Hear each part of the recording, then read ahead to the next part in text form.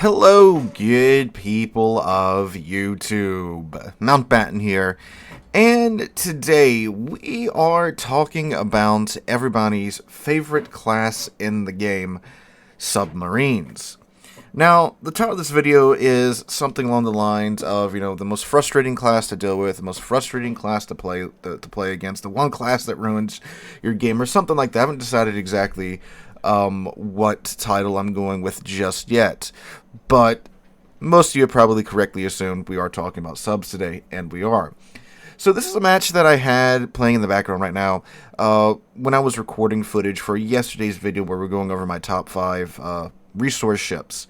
And this match for me highlights all of the frustration and problems that are present with dealing with submarines and just the imbalanced nature of trying to deal with them in a one-on-one situation, which you think a class with, a handful of thousand of hit points shouldn't really be that big of a deal to deal with, when you're in, a battleship or a cruiser or something like that. But it very much can and often is, just given the one-sided nature of submarines in this game. Now, if you're looking at the background footage, you'll see that this match also isn't really a fantastic game overall. It's a match that goes downhill pretty fast, thanks to, in a large part, that guy right there, Mr. U-190. Now, I am not hating on the player. He has not designed the, submarine mechanics and such. He is merely playing the game. So let's get that out of the way first off. This is more of a criticism of the mechanics in place that aren't really up to snuff in order to deal with subs. So right off the bat, our submarine player doesn't do an overly fantastic job of staying alive as well. He's already lost a quarter of his HP in the first 2.5 minutes of gameplay. And what's really interesting to me here is that we have barely left spawn, by the way, ladies and gentlemen. We haven't even crossed the GH line just yet. And already the U-190, the enemy U-190, I'm spotted. It's because of him. There are no destroyers on this flank, either green or red. So here I am. I'm playing the Kearsarge. The Kearsarge is a Tier 9 premium American battleship. U-190 gets spotted up, and I'm trying to predict where he's going to be. The second I go to drop my squadron, he turns. He was heading full tilt towards our submarine, so I thought he was going to try to stay on top of him to keep him spotted for his team. But he doesn't. He turns, and I drop my SW. That's one thing. Submarines are incredibly maneuverable. Speaking of maneuverability, here I am. Hard braking, hard turning to dodge that first set of U-190 torps. So I've bled all my speed, and here come another set of U-190 torps as well. Now you might be thinking, Sealord, just pop your damage con, break the homing. Here's the problem. There's an Ibuki, there's a Carl XIV Johann in front of me. I don't want to pop my damage con because Carl XIV Johann spams HE, so does Ibuki, and I am a giant battleship with a flight deck welded in the middle of it. So I was trying to hold my damage con in the hopes that, if I can dodge or just eat these torpedoes, hopefully nothing too bad will happen. One instance of flooding, I'm above half HP, not a problem. But naturally, the submarine torpedo hits my rudder and breaks that, so I'm forced to use damage con because being a big giant target in front of the enemy team with a submarine spotting you and no maneuverability is a very quick way to die. So here again, I'm trying to guesstimate where he's going to be. And notice I dropped to that flight of dive bombers just to the left of where that last ping was. By the time they get there, funnily enough, he's circled all the way around to where those depth charges have dropped, and yet he's not there. Despite the ping literally, appearing right as the depth charges go off, and he's not there. Why is that? Because the ping does not appear anywhere near fast enough or anywhere near close enough to where the submarine is actually at. It's off of it by quite a bit of a ways, which is very misleading when you're trying to, of course, drop your ASW on top of the submarine. Now here too, I'm in my planes. I'm flying over about where the enemy sub was spotted, but of course naturally I don't spot him because he's probably at periscope depth, which means he has about a 2-kilometer spotting radius.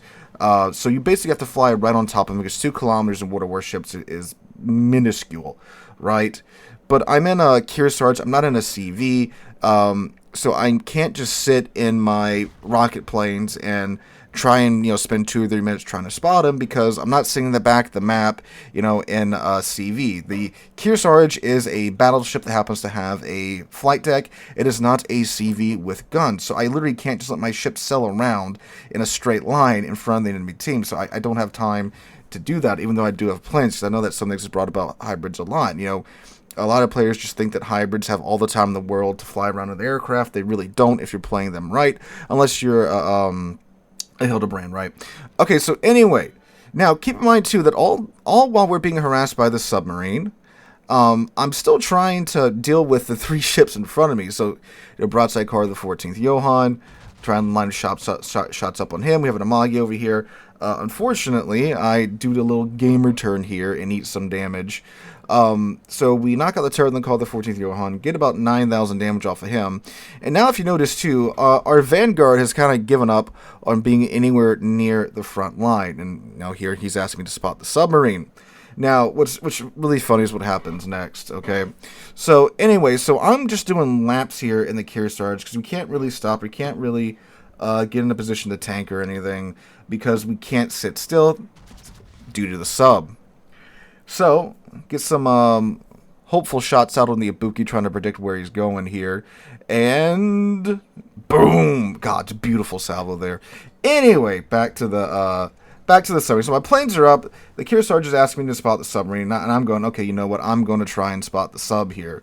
So I see his ping, and the Vanguard actually managed to clip him here with one of his depth charges. So he's actually leaking oil. So now I can see exactly where the oil's leaking. So like, okay, cool. I'll go over, spot him, and then the Kearsarge will drop his depth charge on top of him. Look at this. I'm flying literally right over where the oil is, but I'm not spotting him. Now, I'm not sure if he spotted me at this point, because there's a Benham. The Benham is like right on the edge of my detection range right now, or he's perhaps inside of it just by a little bit. He'll be spotted here in a second on the eastern side of the map. But of course, again, another problem. Sub just dive down, and now you can't spot him. Or if he was on the surface at periscope depth, and that is highlighting how crazy the detection by areas, how small the detection by areas on the submarines. But you see that Benham, he's inside my detection ring there, so I think he was spotting me, and the sub just went dark. So, yeah, and yet again, I dropped the depth charges right on top of where his oil slicks were, and yet nothing. Alright, so here's the situation. The Vanguard has completely given up. I have now sailed into an island, naturally so. And this submarine has essentially shut down this entire flank by himself. Now, a large part of that is by the simple fact that our submarine has simply perished right at the start of the match. And look, now, of course, naturally, he is, despite being nearly on the edge of my ASW aircraft range, he is incredibly close to me, right? So once again, I have dropped my airplanes, my ASW planes, right on top of where I've located his ping. Actually, a little bit in front of it, trying to predict where he's going to go. And it just highlights how useless this ping is, this match. So again, I'm trying to see where he's at. And you guys saw how long it took for the ping to indicate the direction that the submarine was going in. By the time it's done that, the man's probably done 6 donuts. That's how maneuverable these submarines are. So when you don't have a group of ships with you, like 3 or more ships that can absolutely just carpet an area with depth charges, your depth charge aircraft are almost useless unless you know exactly where that submarine's at and exactly how he's maneuvering. So this all kind of ties into what I've been talking about the past couple of weeks about how important destroyers are. And submarines, definitely fit that role in terms of the spotting that they can do. And so, again, speaking of spotting, he dived down because the scary depth charge planes came. And now he's back on the surface somewhere again. And I have No idea of where he's at. Oh, there's the ping indicator right there. But again, I'm still trying to deal with the ships on this flank, right? I'm still trying to deal with the Ibuki, the Yamagi, and the Karl the 14th Johann. My only option to have extended my life in this situation would have been to have ran like the Vanguard did. I do dodge these torpedoes here, but in the course of dodging these torpedoes, naturally I've had to show my broadside to the enemy team, and well, there you go. So, what could I have done differently here? Game returned a couple of times, definitely didn't help much any. But again, it's either you game return or you eat the 3 torpedoes right there. Don't know where the U-190 is at, so I don't know if he's within the 3-kilometer arming range where those would have just bounced off my hull or impacted my hull with the strength of a marshmallow, or ran. That's really the only other option we had here. When our one submarine got vibe checked at the start of the match, and we had this guy that clearly knew what he was doing, this other submarine player, the only thing I could have done was run, giving them the entire western flank simply because of one ship, played by one captain that knows how to play his ship. Again, bravo to the guy. He played the ship very well. Again, I'm not mad at him. He didn't design these. He didn't design how submarines work in World Warships, nor implement it. He's just playing the class. But yeah, all I could have done was run. We didn't have, an overly great game regardless, right? I'm not complaining about the match. The match was a curb stomp. I think we managed to sink 2 of their ships by the time, we were down to our last 5 ships. So clearly the match is going in one direction. But it just highlights how unbalanced the interaction is between subs and surface ships, especially when you're not something that's equipped with submarine surveillance or giga level of depth charges like the Commonwealth cruisers, right? So it's just so frustrating in that situation because, again, what could I have done different? Run? I mean, I really couldn't have done anything for our sub either because he just got obliterated in the first 2 minutes of the match. He's way outside of my AA range. I was like, I could use my AA to shoot down the depth charge planes, and there were no destroyers on the flank attacking him. He just got spotted and got obliterated because there were more ships on the enemy side that had ASW and that were in range. And we tried to murder the other submarine as best as we could, but it just didn't happen. And now because simply, they had more ships with ASW charges in range, and they had a submarine player that knew what he was doing, they won that flank easily, hands down, because of that submarine. If that submarine wasn't there and you replace that sub with a destroyer, that flank holds for a lot longer. Because destroyers, they can't crap out that many torpedoes that fast. Most submarines' torpedo tubes reload time are well below well around the 40-ish second range. I mean, clearly, as you guys saw by how many torpedoes this guy just kept chunking out. And not really that, but the fact that homing torpedoes are a thing, and the ping is ready in a few seconds, and that's good enough to make a lot of players burn their damage con, because that's really how you can avoid homing torpedoes in a lot of situations. Because sure, if you are in, a perfect open environment, where the torpedoes are coming from and they're spotted, they're not that hard to dodge, especially something like a battleship with a 2-kilometer deactivation range for their homing. But when you're trying to deal with, in my case, 2 battleships and a cruiser, being one of really 2 ships, the Alaska kind of dipped in and out of the flank on this flank, and being their center of attention, there's simply nothing you can really do. It's either do I dodge the torpedoes or do I eat the broadside from the battleships. And again, yes, the spawns weren't really even. The eastern flank, for whatever reason, had a heavier spawn because Matchmaker deemed it so. And most of the ships in the middle went out east instead of coming out west. So again, the only option at the beginning of the match would have been to say, okay, we're going to go screw it to the screw the western flank. We just want to give them the western flank. We're all going to go party out east. So again, it's not a great situation that we started out in, but it highlights a lot of the frustrations when it comes to dealing with submarines. And now that I'm looking at the mini map, it was really a spawn issue. It's just that the ships in the middle went to the east instead of a couple of them coming out to the west. So again, not a great not a great match all the way around, but it really highlights what's frustrating about these submarines and trying to deal with them when you are 1v1ing a submarine.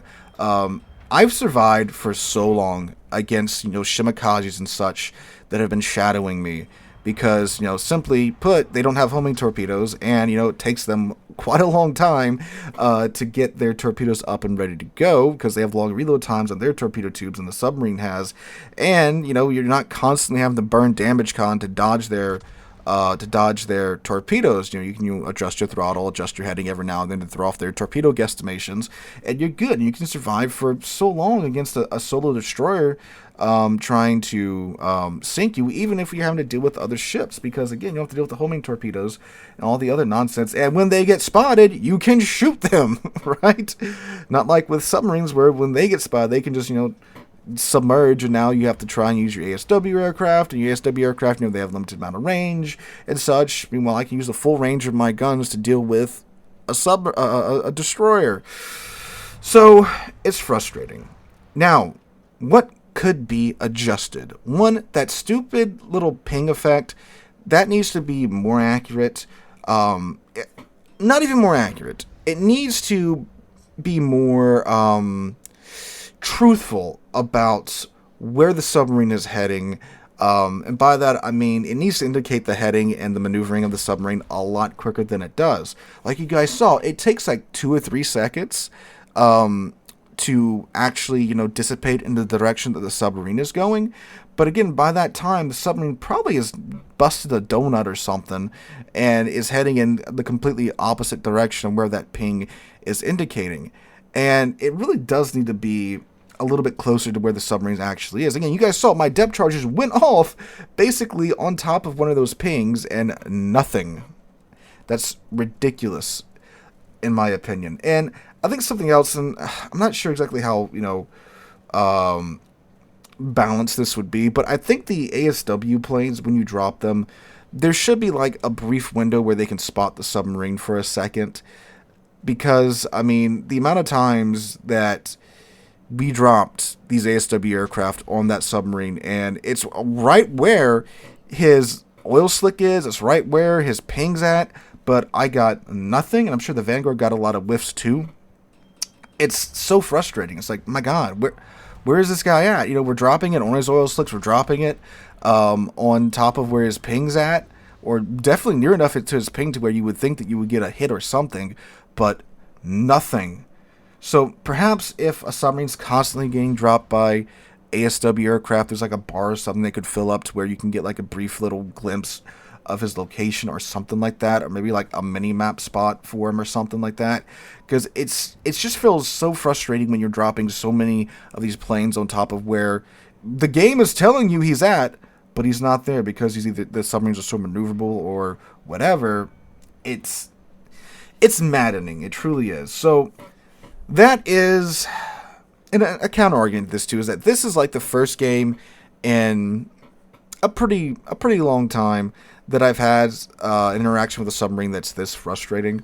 But of course, that's my mileage, right? Your mileage might vary. I play a lot of battleships and heavy cruisers, so I'm not necessarily on the front lines a lot of times dealing with these submarines, but it's kind of like, the old RTS CVs, where a lot of the submarines you run across, they're not that great of players. A lot of them are not that dissimilar to our submarine. They get obliterated in the first few minutes of the game. But every now and then, when you come across one of these subs players that knows what they're doing, it is maddening to try and deal with them, just like with RTS CVs, because the tools that the game gives you in order to try and deal with them simply aren't good enough because of the player's skill, right? So I just thought I'd share this match with you guys and share my frustration with you. And let me know what you guys think in the comments down below. Have you had similar experiences to this or different experience with submarines and such? So share your thoughts with me down below. Hope you guys have a wonderful Tuesday, a wonderful rest of your week. Hope to catch you guys in the next one.